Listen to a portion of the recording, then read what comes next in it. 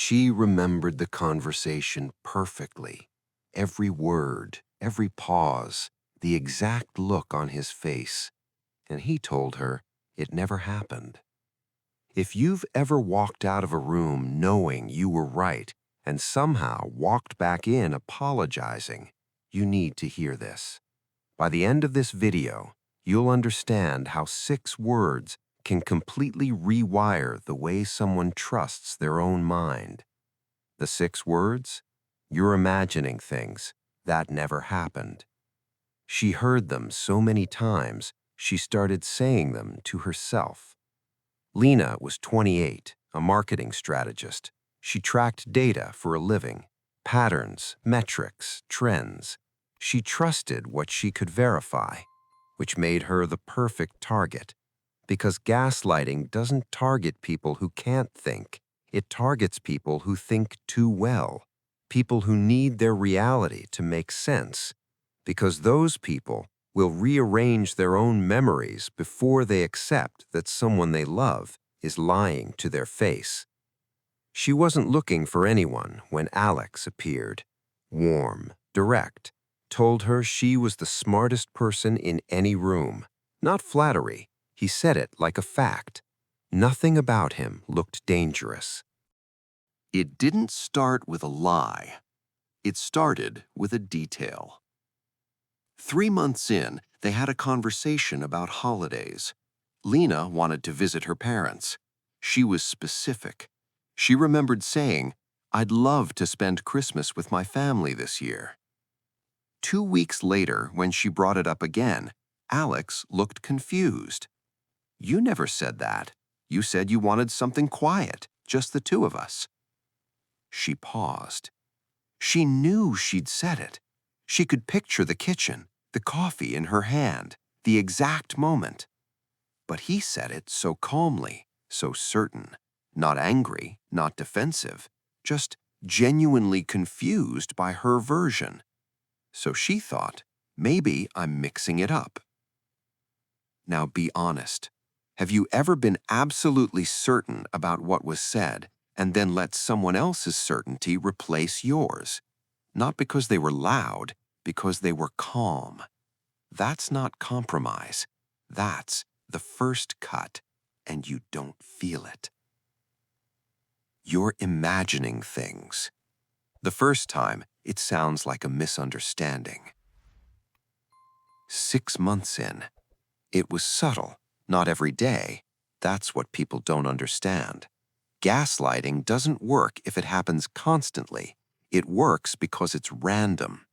Most days, Alex was normal, attentive, present. But once every few weeks, a detail would shift. She'd mention a plan they'd made. He'd say they never discussed it. She'd recall a promise. He'd look at her like she was fabricating it. And then, the sentence that changed everything. "Are you okay? You've been stressed lately." That's the knife. Not, "You're crazy," that would be too obvious. "You're tired. You've been stressed. I'm worried about you." He gave her an explanation for being wrong, and it was wrapped in concern, so she couldn't fight it without looking paranoid. Have you ever doubted a memory, not because it was vague, but because someone you trusted looked at you with so much concern that your brain decided they must be right? Your brain would rather rewrite the past than accept that someone you love is lying to your face. And he knew that. You're imagining things. The second time, it sounds like concern. A year in, Lina started keeping notes. After conversations, she'd write down what was said, dates, details, exact words. Not because she suspected manipulation, because she was afraid she was losing her mind. And here's the part that should terrify you.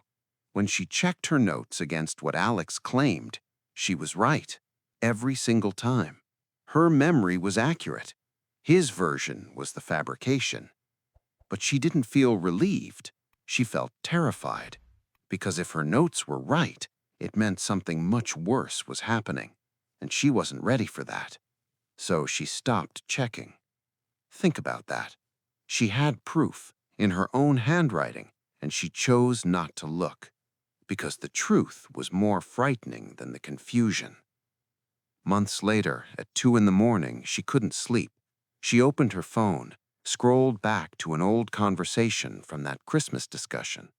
Her exact words were there, on the screen, time-stamped. "I'd love to spend Christmas with my family this year." She stared at it for a long time. Then she closed the phone and didn't mention it to him. Gaslighting doesn't just make you doubt what happened, it makes you prefer the doubt, because the alternative, that the person lying next to you at night is deliberately reshaping your past, is too much to hold. You're imagining things. The third time, it sounds like your voice. 18 months. And this is where it gets dangerous. Lina stopped correcting him, not because she believed him. She still knew, somewhere underneath, that her version was real. But correcting him cost more than it was worth. Because every time she pushed back, the same cycle. He'd go quiet, then, "I'm worried about you. You're remembering things that didn't happen." And if she insisted, "Maybe you should see someone. I just want to make sure you're okay." Stop. Have you ever dropped an argument not because you were wrong, but because continuing felt more dangerous than agreeing? That's not keeping the peace.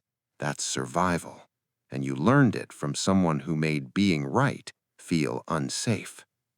But here's what Lina didn't know. He wasn't just doing this to her, he was doing it to everyone around her. Her best friend, her sister, her colleagues, quietly, casually, in private conversations she never heard. "I'm a little worried about Lina lately. She's forgetting things, getting confused. I don't want to overreact, but..." He never said she was crazy. He let them conclude it. And one by one, the people who might have pulled her out started looking at her the way he did, with concern. She wasn't losing her memory. She was losing her authority over it. That's the moment gaslighting stops being a relationship problem and becomes a prison. Because when the person rewriting your reality is also rewriting it for everyone else, who do you turn to?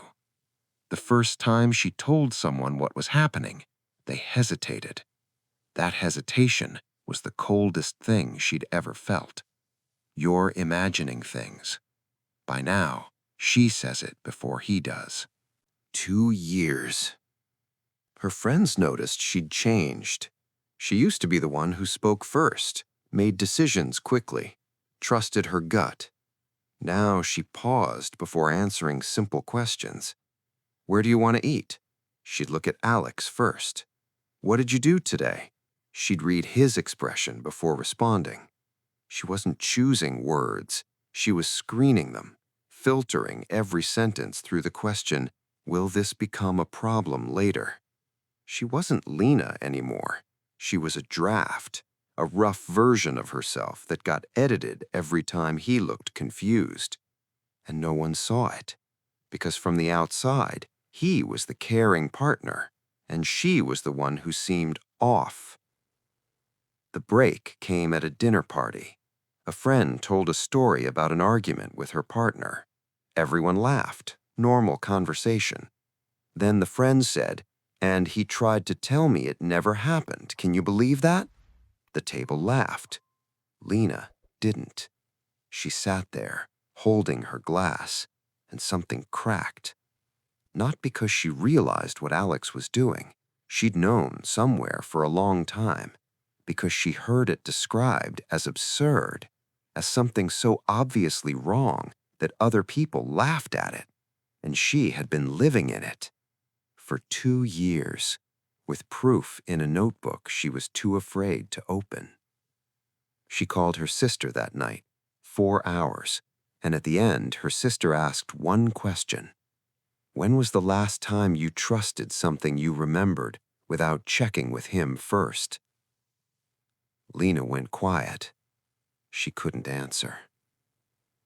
She didn't leave that week, because leaving meant looking at every conversation, every shifted detail, every rewritten evening, and accepting None of it was a misunderstanding. All of it was intentional. She left on a Wednesday morning, keys on the table, one bag. 3 hours later, a message. I don't understand. What did I do? I always tried to take care of you. She read it twice, and for the first time in 3 years, she didn't ask herself whether he was right. She already knew. That was the first thing she trusted without checking with him first. You're imagining things. By the time she left, her friends weren't sure they believed her either, because he never yelled, never threatened, never did anything that looked wrong. He just made everybody doubt her, including her. Control that looks like concern is the hardest to escape, because you can't fight someone who's just worried about you. And by the time you notice it, the person you were before has been rewritten, one conversation at a time. That's the part that stays, not the lies. The filter, that voice inside you that asks, before every sentence, every memory, every decision, am I sure about this? And it doesn't sound like them anymore. It sounds like you. If someone came to your mind while watching this, there's a reason for that. You're imagining things. She stopped imagining. She started remembering. And the scariest part? Most people never leave. They just adjust. They learn the right answers, the right tone, the right version of themselves that doesn't trigger the cycle, and they call it normal. Lina's story was about a partner, but this same technique, the calm denial, the manufactured doubt, the quiet campaign to make everyone around you question your reality, works in workplaces too, between a manager and a team. And when your rent depends on the person rewriting your reality, you don't just stay, you forget you ever saw it differently.